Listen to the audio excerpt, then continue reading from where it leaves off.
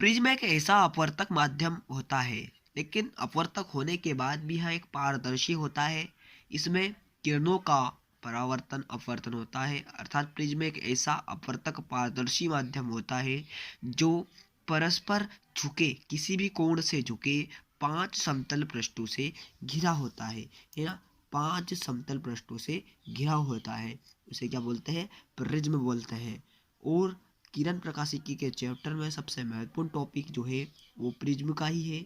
और इसमें से 3 या 5 या 2, क्योंकि आपको इस टॉपिक में से इनमें से कोई सा भी नंबर के प्रश्न आ सकते हैं। आपको 2 नंबर में आ जाएगी परिभाषा और सूत्र आ जाता है, और सूत्र को स्थापित भी करना होता है, सूत्र भी स्थापित करेंगे।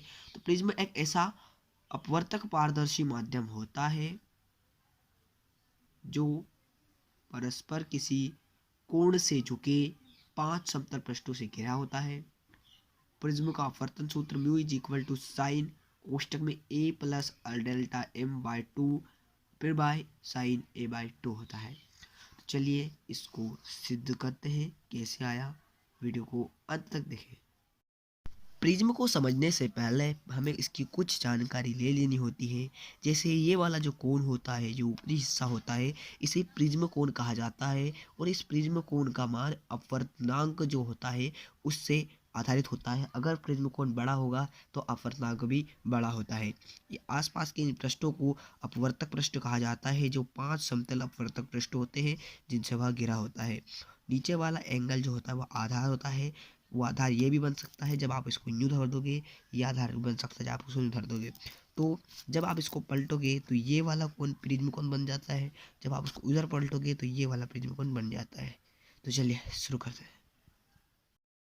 देखिए, मेरा एक हाथ से मैं पकड़ रखा मोबाइल, इस कारण मैं चित्र आपके सामने नहीं बना सका था।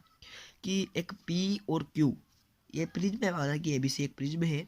इस प्रिज्म से पी क्यू किरण है जो आपतित होती है ना। और ये जो एक्स वाई है ये अभिलंब है, इस अभिलंब में ये अपवर्तित होती है। अब हमें पता है कि भैया अभिलंब है जब विरल माध्यम है, ये वायु है और ये प्रिज्म है, इस विरल माध्यम से जब सघन माध्यम में प्रवेश करेगी तो अभिलंब से दूर हट जाएगी। तो इस अभिलंब से ये दूर हट जाती है और सीधी जाने की बजाय हल्की सी टेढ़ी हो जाती है, और ये अंदर की ओर ऐसे हो जाती है। और जब विरल से सघन हो जाएगी तो अभिलंब के पास आ जाएगी, तो वह अंदर आ जाएगी, इस कारण वह इधर हो जाती है। बस ये सिस्टमेशन है। अब आगे के डेरिवेशन हम करेंगे, उसमें इनको समझना जरूरी है। तो आई थिंक आपकी बुक या कॉपी में ये होगा, आप उसको देख कर ही चले, फिर हम इस सवाल को हल करते हैं। तो देखिए गाइस, जैसे कि एक मैंने त्रिभुज माना है कि ए बी सी एक त्रिभुज है।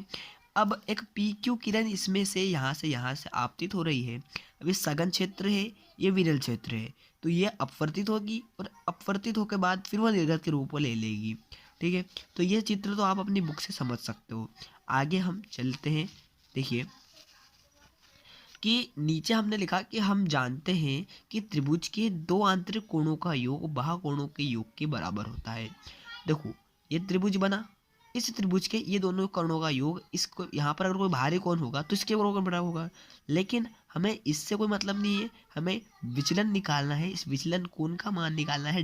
तो इसका मान निकालने के लिए इसके अंदर के कोणों को ज्ञात होना चाहिए, लेकिन हमें तो अंदर के कोणों का मान भी ज्ञात नहीं है। चलो थोड़ा सा दिमाग लगाएंगे कि जब ये एक आई आपतन कोण का जो कोण बना, ये इसका शीर्षाभिमुख कोण ये बनना चाहिए बड़ा। अब ये बड़ा एक सेकंड यार, मैं एक हाथ से मोबाइल पकड़ के बना रहा हूँ।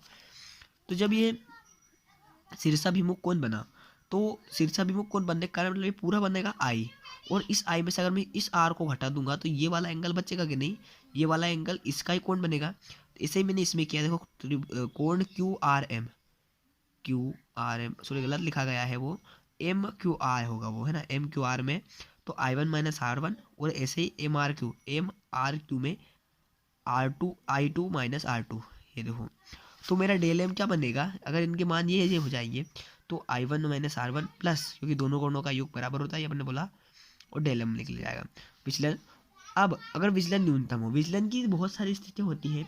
अगर विचलन आपका न्यूनतम होता है तो जो आपतन कोण होता है वह निर्गत कोण के बराबर होता है, और जो अपवर्तित किरण होती है, जैसे ये बीच की किरण है, इस आधार के समांतर होती है, ये न्यूनतम विचलन होता है। और ये जो प्रिज्म कोण है वो कम होता है, ये स्थितियाँ होती है इनकी, ठीक है।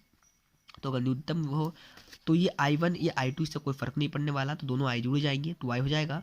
और R1 और R2 से भी कोई फ़र्क नहीं पड़ेगा, इसलिए 2R भी जुड़ जाएगा। मतलब जब ये दोनों जुड़ जाएंगे तो आप हमें एक नई समीकरण प्राप्त होती है जिसमें हमें I और R के मान ज्ञात करने पड़ेंगे।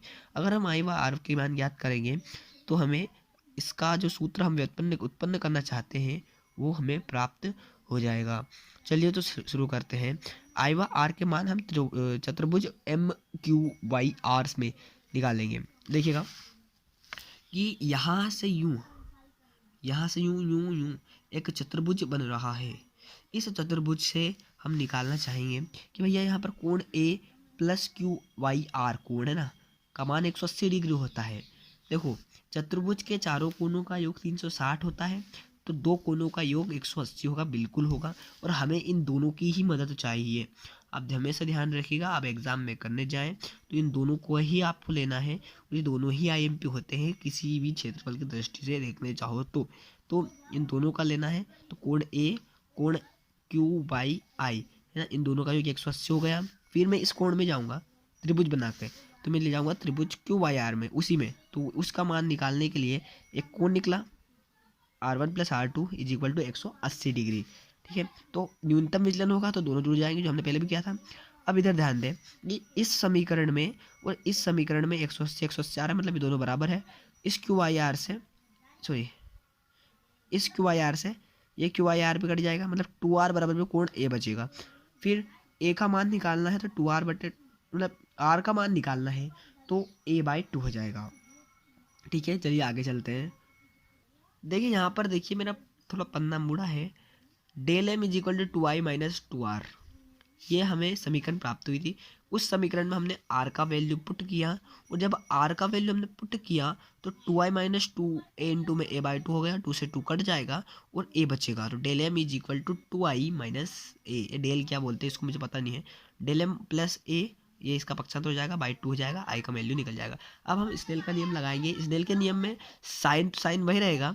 ΔM A/2 इस I की वैल्यू रख दी, ΔM A/2 इस R/2 की वैल्यू रख दी। अब सब्सक्राइब की बात मैं नहीं करने वाला। देखो अगर आप इसमें और इसमें न्यूनतम विचलन करना चाहें तो हमें वो क्या बोलते हैं उसको, विक्षेपण सूत्र आ जाता है।